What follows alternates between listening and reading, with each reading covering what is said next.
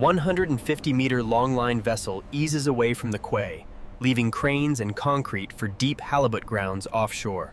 As harbor noise fades, longer swells lift the bow. First reminder that giant halibut live far past coastal shelter. Forecasts warn of rising wind and cross seas, conditions that test both steel hulls and the crews hunting flat-bodied predators below. In the wheelhouse, charts and bathymetric maps highlight the shelf break, where oversized halibut settle along sand tongues and rock edges. Briefing notes describe halibut here exceeding 200 kilos, ambush predators lying flush with bottom in dim, near-freezing water. For markets, such fish are high-value slabs of white meat. For crews, they are low, twisting weight capable of breaking bones. As wind rises, the vessel shoulders into chop, trading comfort for the precise position needed above the outer halibut grounds. On the aft deck, anchors, chains, and cable are laid out, building the backbone of a bottom-set longline measured in kilometers. Hooks come next, industrial circle designs sized for the jaws of flat-bodied giants that feed along sand and gravel. Each hook receives a firm, oily bait, cut thick enough to survive crabs and smaller fish long before halibut investigate. Along the rail, baited leaders clip one by one to the main cable, building a descending curtain of scent over the chosen ground. When gear checks are complete, anchors, weights, and the first section of hooks slide into the wake, vanishing into dark, wind-torn water. Below, the weighted cable sinks steadily, dragging hooks and bait down through storm-dim layers toward the cold plateau of the shelf. Color drains away, replaced by green-gray water and drifting particles that hint at both distance from shore and nearness to bottom. The seabed appears at last, ripples of sand, patches of gravel, and scattered boulders marking ambush. The main cable settles along the contour, branch lines lifting hooks just above sand so baits drift in the thin layer where halibut feed. Above, only scattered marker floats betray that tons of steel and bait now thread the seafloor far below the wind and waves. On deck, soaked crews monitor gauges and weather, reading tiny changes in cable tension as hints of what drags along the bottom. On the bottom, a pale shape blends with sand, a giant halibut. Nearby hooks hang motionless, waiting for the moment when patience and hunger overlap just enough to outweigh caution. A halibut rises from the sand, body flexing as it slides up into the water column to investigate the drifting scent plume. Its mottled upper surface mirrors gravel and rock, camouflage that works until industrial bait arrives in its narrow cone of vision. The surface, marker floats buck harder against the chop, some dipping oddly as storm energy and seafloor resistance combine. Deeper down, the halibut tracks the bait, slow tail beats keeping its wide body level as it closes the last meters over sand. On deck, harness points are checked and cleared, a routine step that takes on extra weight when halibut reach true giant size. Another halibut lies motionless nearby, half buried, only a slight movement of gill covers betraying its presence beneath the sand. Along the set, scattered bait draws in smaller life, crabs, codling, and other bottom dwellers that test hooks without moving gauges. The giant lifts higher, broad body now fully clear of sand as it approaches within a body length of the suspended bait. A surge of current briefly lifts sand into a low cloud, veiling hook and fish alike in drifting, chilled sediment. At the surface, the vessel now rides steeper seas, bow burying into crests that break green water across the forward deck. On the bottom, the halibut finally commits, tilting slightly and lunging forward to engulf bait and steel in a single motion. When it turns back toward the sand, the circle hook rotates deeper, seating firmly in the jaw hinge where bone meets tendon. At the surface, one float jerks hard under, then pops back up, movements too abrupt and rhythmic to come from waves alone. On deck, the load gauge climbs above baseline and stays there, a continuous extra weight that experienced hands rarely misread. Below, the halibut dives, broad body acting like a board against the current, turning line and weights into vibrating arcs across the bottom.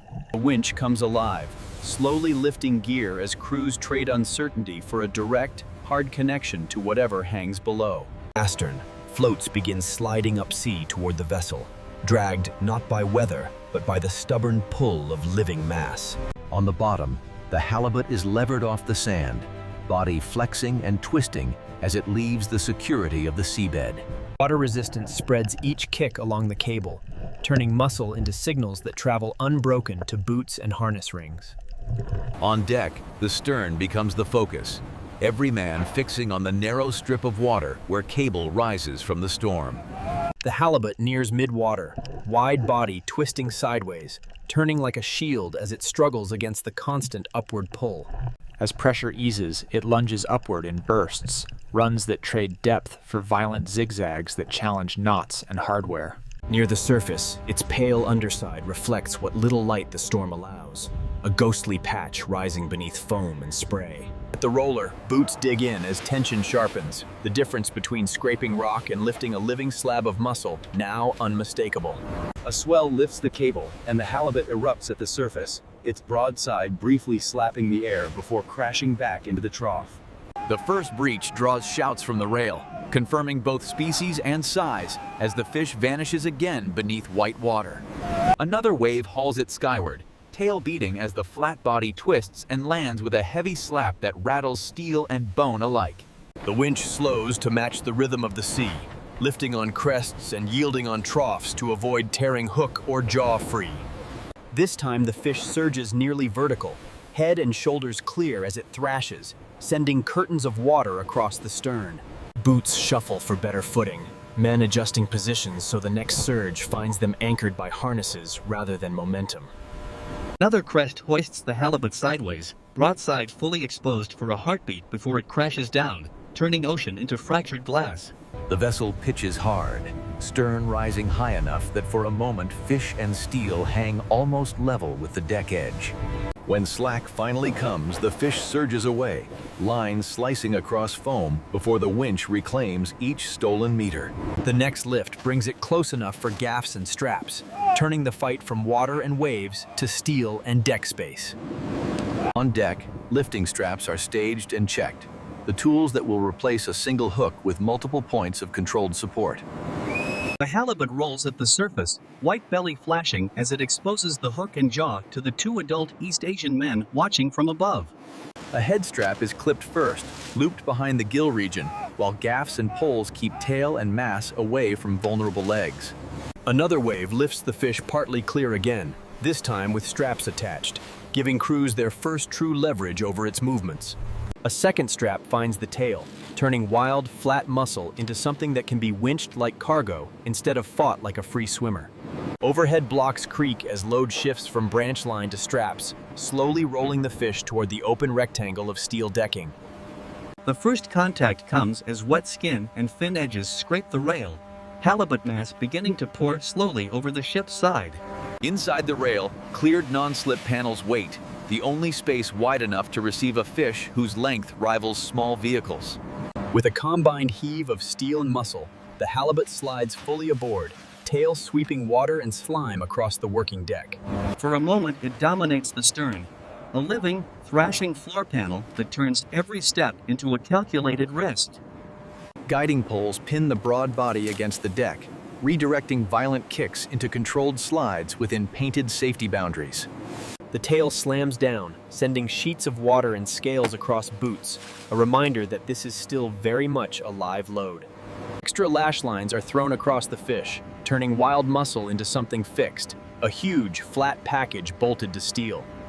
Even secured, each last convulsion sends shudders through the structure, rattling tools and echoing along the hull.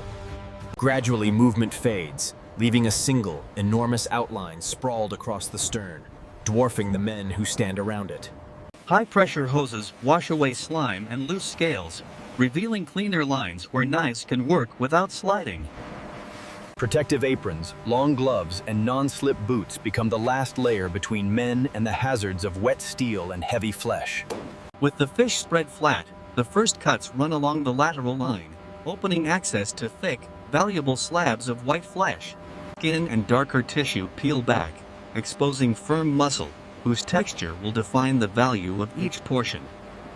Long, boneless sections lift free, each slab of halibut meat heavy enough to require both hands and practiced balance. Smaller trim pieces are sorted separately, destined for stews, broths, and secondary markets, where nothing of value is wasted. Cross-sections reveal dense, white halibut flesh, flaking in large, even layers rather than marbling like pork or beef. As usable flesh accumulates in pans, the frame shrinks to bone and skin, a faint outline of the giant that once filled the deck. Discarded parts move to waste bins, while trimmed loins enter the cold chain, the transition from danger to controlled commodity nearly complete. Below deck, cold rooms wait, engineered to hold temperature within narrow limits that halibut quality quietly demands. Vacuums seal each portion from air, converting fresh fillets into stable, traceable units that can survive the journey ashore. Cartons are weighed, labeled, and stacked, each box summarizing storms, steel, and skill in a few printed lines of text. Topsides, hoses erase the last stains of blood and slime, returning the deck to bare, wet steel for the next operation.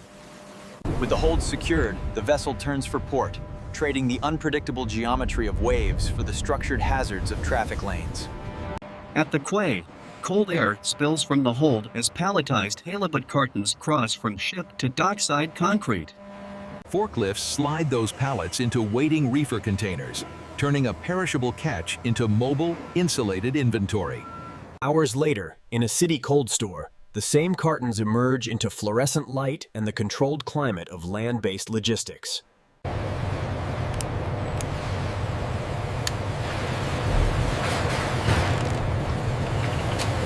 Purchase orders select certain lots for restaurants, directing prime fillets toward kitchens that can turn bulk into plated detail. An insulated crate leaves under temperature control, carrying a fraction of the catch toward a single, polished dining room. In the restaurant kitchen, chefs lift firm, white halibut fillets from the crate, the last hands in a long industrial sequence. Dark trim and narrow bloodlines are pared away, leaving uniform, boneless portions calibrated to the size of tonight's plates. Some pieces are reserved for roasting, others for pan-searing, each cooking method chosen to match thickness and fat content. Heat hits fish in heavy pans, the dense halibut flesh searing to a light crust while staying moist and opaque within. Bones and trimmings simmer in a separate pot, reducing into stock that carries forward both flavor and the effort behind it. At the pass, plates come together, halibut, vegetables, and sauce, each element relying on the others to justify its place. A server lifts the dish away, carrying a slice of the cold shelf and storm-dark sea toward a quiet city table. In the dining room, the plate arrives on white linen, far removed from the steel and weather that brought it here. A knife slides through the fillet, revealing large, moist, white flakes that separate cleanly, without stringiness or bone. Conversation at the table barely hints at storms or longline gear, yet each bite still depends on both having been managed. Outside, city lights reflect on calm water, masking the rougher seas that yielded tonight's quiet comforts. Back at the industrial quay, the Longline vessel rests against the pier, hull streaked with salt and memory from recent weather. Logbooks close on this trip, their numbers summarizing tons, positions, and grades that will shape the next season's decisions. For the crew, fatigue now replaces adrenaline, a different kind of weight that must be managed between voyages. For processors and chefs, the catch is numbers and texture, a resource to be portioned, stored, and plated according to demand. For the ocean, it is one more large predator removed from a shelf that will slowly, quietly absorb the change. Between these worlds, the cold chain carries memory as data, temperatures, times, and codes, instead of stories or photographs. On a menu, that memory shrinks to a few words, a simple description that hides everything it took to make it possible. For some guests, questions about origin and impact surface briefly, then recede beneath conversation and the pace of service. For others, taste alone defines the meal, a fleeting impression that never reaches back to the shelf or the storm. On the pier, lines and fenders hold steel to concrete, a temporary truce between vessel, land, and the next departure. Side, charts are rearranged, new routes drawn toward other sectors of the shelf, where halibut and risk still intersect. Decisions about when to go back weigh weather, quotas, markets, and the crew's own tolerance for the work behind each plate. For now, the vessel rests, its longline gear quiet, while halibut and other life regroup in the cold, dark water offshore. Out on the shelf, sand continues to ripple under currents, erasing tracks and scars left by cable and anchors. New halibut will rise from that sand in seasons to come, each one a potential extension of this same industrial story. Between then and now lies choice, the decisions that determine how often these voyages happen and under what rules. Each regulation, each safety protocol, and each market requirement adds a strand to the net that holds these systems together. For the men aboard Longline vessels, those strands are the difference between controlled risk and chaos at the edge of the shelf. For diners, they remain invisible, condensed into the simple expectation that fish will arrive fresh, safe, and available. Between reef and restaurant, halibut joins weather, steel, and human judgment in a chain whose strength must be renewed each voyage.